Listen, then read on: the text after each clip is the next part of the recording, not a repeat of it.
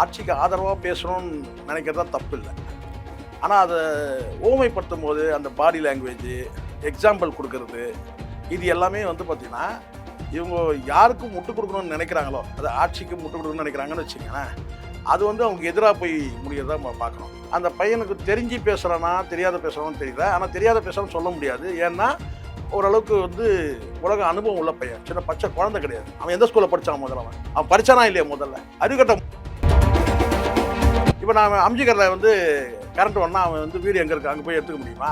நான் கேட்குறேன். மக்களுடைய உணர்வை வந்து பார்த்தீங்கன்னா வந்து கேலி பண்ணுற மாதிரி உள்ளபடியாக வந்து பார்த்தீங்கன்னா அது வந்து பார்க்குற அத்தனை பேரும் செருப்பால் அடிக்கணுன்றாங்க அந்த பையனை. தமிழ் சினிமாவின் பெரும் குற்றம் இவனை நடிக்க வச்சு. தமிழ்நாட்டுல எல்லாமே சேஞ்ச் ஆயிடுச்சு. உங்க நகையையும் சேஞ்ச் பண்ணுங்க. உங்க பழைய நகைக்கு கிராமுக்கு 150 ரூபாய் கூடுதலா வாங்கி புது நகை எடுத்துக்கோங்க.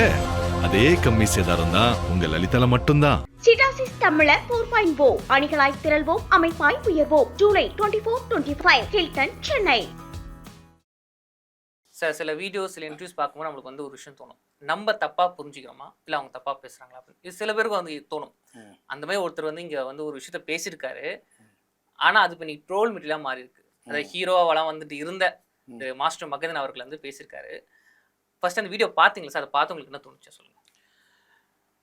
இல்லை, எனக்கு இப்போது சமீபத்தில் பல பேசக்கூடிய வார்த்தைகள் எல்லாமே வந்து ஆட்சிக்கு ஆதரவாக பேசணும்னு நினைக்கிறதா தப்பு இல்லை. ஆனால் அதை ஓமைப்படுத்தும் போது அந்த பாடி லாங்குவேஜ், எக்ஸாம்பிள் கொடுக்கறது, இது எல்லாமே வந்து பார்த்திங்கன்னா இவங்க யாருக்கும் முட்டு கொடுக்கணும்னு நினைக்கிறாங்களோ, அது ஆட்சிக்கு முட்டு கொடுக்கணும்னு நினைக்கிறாங்கன்னு வச்சுங்களேன், அது வந்து அவங்க எதிராக போய் முடியறதா நம்ம பார்க்குறோம். அது லாரன்ஸ் பேசுகிறதும் கிட்டத்தட்ட அப்படி தான். இப்போ நீங்கள் சொல்லக்கூடிய மகேந்திரன் வந்து பேசுகிறதும் அப்படி தான் இருக்குது.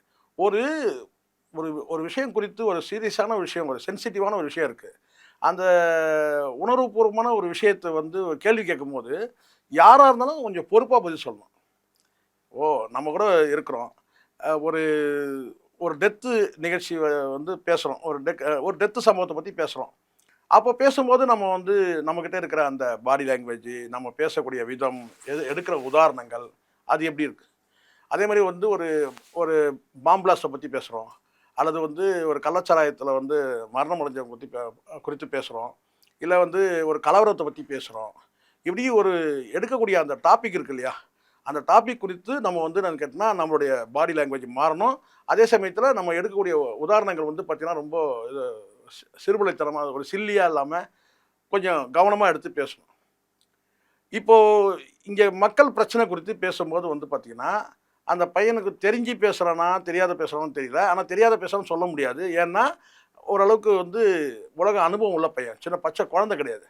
இதை நாட்டாமை படத்தில் வர வந்து பச்சை குழந்தைன்னு சொல்ல முடியாது. ஏன்னா அந்த படத்துலேயே வந்து கரெக்டாக சொல்லுவான், சாட்சி சொல்லுவான்.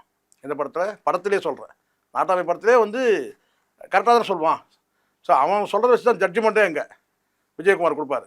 அப்போ படத்துலேயே அவளுக்கு விவரம், இப்போ விவரம் இல்லாதன்னு சொல்ல முடியாது. ஆனால் சார் இப்போ கூட அந்த உதவி செய்ய மனப்பான்மை தான் சார் பேசு. என்ன சொன்னார்? இல்லை, வீட்டில் கரண்ட்ல என் வீடு எடுத்துக்கணும் தானே சொல்லி சார். இதெல்லாம் பேசுறது ஏன் எப்படி எடுத்துங்கன்னு சொன்னால் எப்படி ஒயர் போட்டு எடுத்துருவீங்களா நீங்கள்? முட்டாள்தனமாக இருக்குது. தனித்தனி மீட்டர் இருக்குது, தனித்தனி. நீ கரண்ட்டு இப்போ நான் அம்ஜிகரில் வந்து கரண்ட் ஒன்றா அவன் வந்து வீடு எங்கே இருக்குது அங்கே போய் எடுத்துக்க முடியுமா? நான் கேட்குறேன். மக்கள் தொகையில் லட்சக்கணக்காக இருக்காங்க. இதுதான் இப்போ புரியுது. நான் சொல்கிற விஷயம் புரிஞ்சுக்கிட்டீங்களா? நான் சொன்ன புரிஞ்சுக்கிட்டீங்களா? ஒரு கேள்வி கேட்கும்போது அந்த கேள்வியோட தன்மை என்ன, அதோடைய ஆழம் என்ன, எவ்வளோ வந்து ஒரு உணர்வுபூர்வமான பிரச்சனை, மின்சாரம் இல்லாமல் தவிக்கிறாங்க மக்கள். அப்போ வந்து அவங்க வந்து அது குறித்து உங்ககிட்ட வந்து முதல்ல உங்ககிட்ட கேள்வி கேட்டான் பார்த்தீங்களா, அவனை சொல்லணும். முதல்ல இந்த கேள்வி கேட்டான் பாருங்க, அவனை தான் சொல்லணும். முதல்ல ஒரு கேள்வி கேட்குறாங்க, அந்த கேள்வி கேட்ட பிறகு யார்கிட்ட எந்த கேள்வி தெரியாமல் கேட்டால் இப்படி தான் நடக்கும். புரியுங்களா? ஒரு பொறுப்பான நபர்கள்கிட்ட கேட்கணும். ஆனால் உன்னையும் வந்து பொருட்டாக மதித்து உன்னை கேட்டிருக்காங்க போது கவனமாக பதில் சொல்லணும். நீங்கள் சோலார் சிஸ்டத்துக்கு வந்து போகிறீங்க, சோலார் எனர்ஜின்றது வந்து எவ்வளோ பெரிய விஷயம் தெரியுமா? அதை எல்லாம் பண்ணிட முடியாது. குறைஞ்சபட்சம் வந்து பார்த்தீங்கன்னா வந்து அந்த வீட்டோட அந்த மொட்டை மாடியோட அளவுலாம் இருக்குது, அங்கே தான் நீங்கள் வைக்க முடியும். போகிற போக்கில் நீங்கள் வந்து சோலார் சிஸ்டம் இன்வெர்ட்டராக வாங்க முடியாது சார். ஒவ்வொருத்தரும் அவ்வளோ தொகை கொடுத்து ஒவ்வொருத்தரும் வீட்டுக்கு, சரிங்களா? ஒரு இன்வெர்ட்டர் வாங்கினா வந்து ஒரு 3 லட்ச ரூபா குறைஞ்சபட்சம் வைக்க வேண்டியது இருக்குது இல்லையா? அதுக்கப்புறம் நீங்கள் வந்து சோலார் சிஸ்டம்லாம் நீங்கள் வைக்கணும்னு சொன்னால் அதுக்கு வந்து ஏதோ கவர்மெண்ட்டில் மானியம் கொடுக்குறதுலாம் பார்த்தீங்கன்னா 50% கம்மியாக தான் மானியம் கொடுப்பாங்க. எவ்வளோ செலவோ பெரிய விஷயம் சார் அதெல்லாம். நீங்கள் சாதாரண மக்கள் போயிட்டு வந்து பார்த்தீங்கன்னா வந்து ஒரு வாடகை குடியிருக்கிறவங்க பண்ண முடியுமா சார் அதை? இன்றைக்கி யார் சார் மெஜாரிட்டி? சொந்த வீட்டில் இருக்கிறவங்க அதிகமாக இருக்கானா, வாடகை வீட்டில் இருக்கானா? வாடகை வீட்டில் இருக்குன்னா எப்படி பண்ண முடியும்? சொந்த வீட்டில் இருக்கும் அப்படியே வந்து சோலார் சிஸ்டம் போட்டு வந்து அப்படியே உங்களுக்கு கரண்ட்டை கொடுத்தா கூட பார்த்தீங்கன்னா அவன் அதுக்கு எவ்வளோ ஏன்னா கவர்மெண்ட்டை கொடுக்குற கரண்ட்டே வந்து பார்த்தீங்கன்னா விற்கிறான் பல ஹவுஸ் ஓனர். உண்மையா இல்லையா? உண்மைதான் சார். ஒரு யூனிட்டை வந்து பார்த்தீங்கன்னா 4 மடங்கு வைக்கிறவங்களாம் இருக்கிறான், 2 மடங்கு 3 மடங்கு கொடுக்குறவங்களாம் இருக்கிறான், கரண்ட் பில் கொடுத்து அழிகிறவனே இருக்கான். எத்தனை பேர் இருக்காங்க தெரியுமா? வாடகை விட கரண்ட் பில் அதிகமாக கொடுக்குறவங்களாம் இருக்கிறாங்க. ஸோ இதெல்லாம் வந்து புரிஞ்சிக்காம மக்களுடைய உணர்வை வந்து பார்த்தீங்கன்னா வந்து கேலி பண்ணுற மாதிரி உள்ளபடியாக வந்து பார்த்தீங்கன்னா அது வந்து பார்க்குற அத்தனை பேரும் செருப்பால் அடிக்கணுன்றாங்க அந்த பையனை. அந்த வீடியோ பார்க்குற அத்தனை பேருமே சாதாரணமாக வந்து இணையத்தில் போட்டு அடின்னு அடிச்சுட்டு இருக்காங்க. அது வேற பேசுகிறவங்களே சொல்கிறாங்க, சாதாரண மக்கள் கூட சொல்கிறாங்க, இது என்னங்க இது? இப்போ புரியுதுங்களா? நீங்கள் இணையத்தை வந்து நீங்கள் அவ்வளோ எளிதாக பயன்படுத்த முடியாது. அது இன்னொன்று சொல்லியிருக்காரு, ஏன்னா இத்தனை நாளாக வந்து பிரச்சனை இல்லாமல் இருந்தீங்களா, கரண்ட் பிரச்சனை இல்லாமல், இப்போ இருக்கு. இது என்ன சார்? என்ன சார் அது ஒரு பேச்சா சார்? அது பேச்சா? அது என் வீட்டில் இருந்து கரண்ட் எடுத்துக்கன்னு சொல்கிறது? வீட்டில் வச்சிருக்காரு அவரு. அதை சொல்கிறேன், ஏதோ ஒரு மூட்டையில் ஏதோ வந்து பார்த்தீங்கன்னா என் வீட்டில் வந்து எடுத்துங்க, அது தண்ணியா சார்? அது ஒரு 2 குடம் தண்ணி வந்து எடுத்துகிட்டு போங்கன்னு சொல்கிறதுக்கு அதுவே இன்றைக்கி சொல்ல மாட்டான் சார். தண்ணி பிரச்சனை வரும்போது பார்த்தீங்கன்னா அவன் தண்ணியை பாதுகாத்துக்கிறான். இதுதான் உண்மை. நீ பெரிய ஒரு பரோபகாரி மாதிரி நீ பேசுகிறல, பெரிய தர்ம பிரபு மாதிரி பேசுகிற உட்காந்து. அதுக்கு அடுத்தது நிற்கிறதா நீ வந்து சோலார் எனர்ஜின்னு அதுக்கப்புறம் வந்து பார்த்தீங்கன்னா கேள்வி கேட்காதீங்கன்றான் சார். எனக்கு அதுதான் கடைசியாக அதான் சொல்ல, கேள்வி கேட்காதீங்க, கேள்வி கேட்காம தான் பதில் வந்துடும். கேள்வி கேட்டதானே கேள்வி. அறிவு இருக்கா அவனுக்கு? அறிவு இருக்கா? அவன் எந்த ஸ்கூலில் படித்தான் முதல்ல? அவன் படித்தானா இல்லையா முதல்ல? அறிவு கட்ட எக்ஸாம் பேப்பர் அப்படியே கொடுத்தா எழுதிட்டு வந்துடுவியா நீ? லூசா சார் அவன்? அது ஒன்று சொல்கிறேன் சார். இப்போ பையில ஆட்டிங்கன்னா நீங்கள் டீச்சரை போய் கேட்பீங்களா? கேட்கக்கூடாது. அதுதான் நான் சொல்கிறேன். நான் என்ன சொல்கிறேன், நீ கேள்வி கேட்கக்கூடாதுன்ற. அவங்ககிட்ட பிளைன் பேப்பர் கொடுங்க சார். நீயே பதில் எழுதி போயிடுவியா கேள்வியே இல்லாமல்? கேள்வி கேட்டால் தான் சார் பதில் வரும். இந்த சாதாரண விஷயம் கூட தெரியவே இல்லை. அவ்வளோ மட சாம்பிராணியாக இருக்கிறான் அவன். தானே உண்மை? கேள்வி கேட்டால் தானே பதில் வரும். கேள்வியே கேட்கக்கூடாது. இருக்கிறது ஒரே ஒரு உரிமை, அது ஒன்று தான். இது கேள்வி மட்டும்தான் கேட்க முடியும். நம்ம வேற என்ன பண்ண முடியும்? ஒரு அரசை நீங்கள் மறியல் பண்ண முடியாது சார், கைது பண்ணுவாங்க. போராட்டம் பண்ண முடியாது, கைது பண்ணுவாங்க. ரோட்டில் வந்து கூட கத்த முடியாது. கேள்வி கேட்குறாங்க, ஒரு ஊடகத்தின் வாயிலாக கேள்வி கேட்குறாங்க. அதான் டைம் சொல்லிருக்காரு, 6 மாதம் டைம் கொடுங்க சார் அப்படின்னு இவர் சொல்கிறார். நான் என்ன கேட்குறேன், இங்கே எல்லாரும் எப்படி சார் நீங்கள் வந்து ஒரு ஆட்சியாளருடைய பிரதிநிதி ஆயிடுறீங்க? நான் கேட்குறேன், இது ஆட்சியாளர் சொல்லிட்டோம் சார். 6 மாதம் எதுக்கு டைம்ன்றதுக்கு தெரியுமா? முதல்ல ஆட்சியாளர்களுக்கே கேட்டேன். நான் சொல்ல, இந்த தாவேகா ஆட்சியை வழிநடத்தக்கூடிய நபர்களே 6 மாத கால அவகாசம் எது கேட்டிருக்கிறாங்க? 6 மாதம்? ஃபண்டு விஷயத்துக்கு மட்டும்தான். ஒரு ஸ்கீமு, ஒரு திட்டம், அந்த திட்டத்தை வந்து அறிவிக்கிறதுக்கு எனக்கு வந்து ஃபண்ட் இல்லாதனால நீங்கள் வந்து ஒரு 6 மாத கால அவகாசம் கொடுன்றாங்க.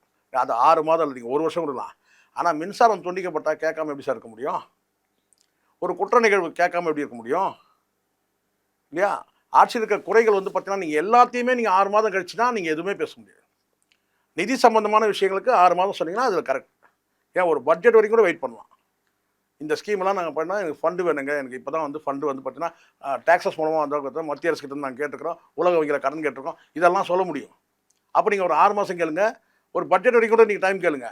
ஆனால் அது வரைக்கும் கரண்ட் கொடுக்க மாட்டேன்னு சொன்னால் அந்த கரண்ட் இல்லைன்னு கரண்ட் கட் ஆயிடுச்சுன்னா அது கேட்கக்கூடாதா? அதுக்கு தான் அந்த பையன் பேசுறது. இப்போ இவங்கெல்லாம் யார் எங்கேருந்து வராங்க? அதான் சார், இப்போ அரசியலை பற்றி பேசி எல்லாருக்கும் இங்கே சுதந்திரம் இருக்குது. ஆனால் என்ன பேசணும், எதுக்காக பேசணும் சார்? ஆட்சியில் நான் சொல்கிறேங்களே சார், எது கேட்டாலும் ஆட்சியில் இருக்கக்கூடியவங்க, முதலமைச்சரோ அமைச்சர்களோ அல்லது அந்த ஆட்சிக்கு யாரெல்லாம் பிரதிநிதியாக இருக்கிறாங்களோ அவங்க வந்து சொல்லலாம் சார், 6 மாதம் டைம் கொடுங்க. இப்போ சம்மந்தமே இல்லாமல் எல்லாரும் அவன் வந்து பார்த்தீங்கன்னா 6 மாதம் டைம் கொடுங்க, 6 மாதம் டைம் கொடுங்கன்னு கேட்டுருக்கான். நீங்களே பாருங்கள், ராகவல் அரசு 6 மாதம் டைம் கொடுங்க. 1 மாதம் போயிடுச்சு, அப்போ 5 மாதம் தான் சொல்லணும். அதுவும் தப்பாக சொல்கிறாங்க. அதுவும் தப்பாக சொல்கிறான். 1 மாதம் முடிஞ்சிச்சுடா, 5 மாதம் தானே சொல்லணும். இவங்க சொன்னதுலேருந்து ஒரு டைமோ இப்போ இவர் பேசுகிறார் சார். அப்படி கிடையாது சார், அப்படிங்க. அதுதான் நான் சொல்கிறேன். அப்போ அது கூட உங்களுக்கு தெரியல. அப்போ 7 மாதம் சொல்லுங்கள். இப்போ தாங்க ஆட்சி வந்திருக்கிறாரு. 1 மாதம் முடிஞ்சது கூட தெரியாமல் மறுபடியும் 6 மாதம்னா இப்போ புரியுதுங்களா? இதெல்லாம் வந்து கஷ்டத்தை அனுபவிக்காதவங்க, ஏழை எளிய மக்களுடைய கஷ்டம் தெரியாது. எப்படியோ வந்து சினிமா வந்து இவனுக்கு சோத்தை போட்டுருச்சு. அதிலே வந்து ஒரு 500 படத்தை நடிக்கலை, நடித்ததே 2 படம் 4 படம், அவ்வளோதான். ஆனால் வந்து நம்ம வந்து தொழிலை குறையா சொல்லலை. ஆனால் அந்த திமிர் எங்கேருந்து வருது? சினிமா நடிகர்களுக்கு இப்போது தனியாக வந்து ஒரு திமிர் வருது. என்னன்னு கேட்டிங்கன்னா, அதுவும் விஜய் ஆட்சிக்கு வந்த பிறகு நாம் வந்து தனியாக ஒரு கட்சி தொடங்கி நம்ம ஒரு எம்எல்ஏ ஆயிடலாம். சரி, ஆனா இதே மாதிரி மாஸ்டர் மகேந்திரன் அரசியல் மட்டும் இல்லாம சினிமாலே வந்து பல சர்ச்சை தேவலாம் பேசி சார் சர்ச்சையில சார் சிக்கிருக்காங்க அவன் முதல்ல அந்த பையனை வந்து அவனை நடிக்க வச்சது மிக பெரும் குற்றம் சார். தமிழ் சினிமாவின் இயக்குனர்கள் யாரெல்லாம் பயன்படுத்தியிருக்காங்களோ, அது நீங்கள் ரவிக்குமார்னா எடுத்துங்க, விக்ரமனா யாருன்னா எடுத்துங்க, தமிழ் சினிமாவின் பெரும் குற்றம் இவனை நடிக்க வச்சுது. எதனால் சொல்கிறேன்னா, இவன் அங்கே ஷூட்டிங் ஸ்பாட்லேயும் அப்படி தான் பேசுவான். எப்படி சார்? அதாவது கேட்டினா வந்து வந்து ஐக்கியூ அதிகமாக இருக்கிற மாதிரி, அதாவது தன்னை வந்து ஒரு பெரிய அறிவு ஜீவின்னு நினச்சிக்கிட்டு பேசக்கூடிய நபர் சொல்கிறாங்க. அதை பேசுகிற பாடி லாங்குவேஜ் நம்ம தெரிஞ்சுக்கலாம். இப்போ பேசுகிறாங்களா அதிலே நம்ம தெரிஞ்சுக்கலாம். தன்னை ஒரு மிகப்பெரிய ஒரு அறிவு ஜீவியாக நினச்சிக்கிட்டு பேசுறது நான் இதுக்கு முன்னாடி கூட பார்த்துருக்குறேன். சரி, அவங்க ஏதோ சினிமாலாம் அவனுக்குள்ள அனுபவத்தை ஏதோ பேசிட்டு போகிறான், நமக்கு என்ன, நம்ம அதை கடந்து போயிடும்.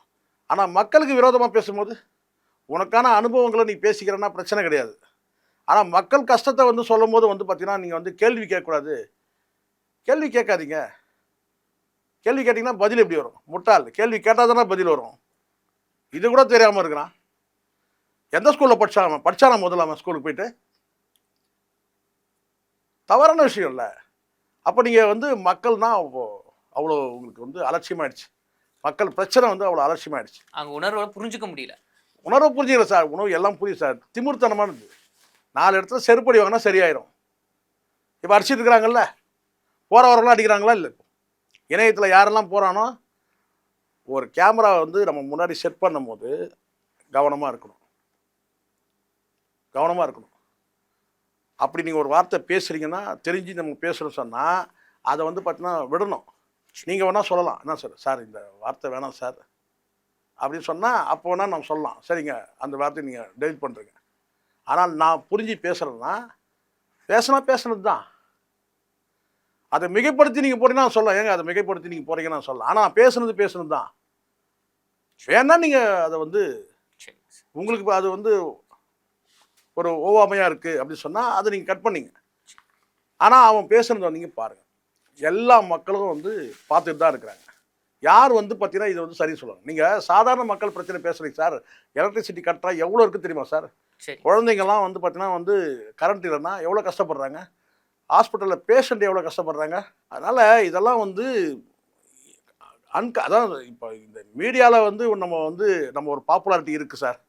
நம்ம வந்து பெரிய ஆள் நினச்சிக்கிறது இதான் சார், வேறு ஒன்றுமே இல்லை. நமக்கு வந்து ஒரு இமேஜ் இருக்குது. சினிமா மூலமாக ஒரு வந்து நம்ம அறியப்பட்ட முகம், பிரபலம். ஆனால் அந்த பிரபலன்றத அடையாளத்தை வச்சுக்கிட்டு நீங்கள் வந்து பேசுகிறது எல்லாமே இங்கே வந்து ப்ராப்ளம் ஆகிட்டு இருக்கு. இதுதான் உண்மை.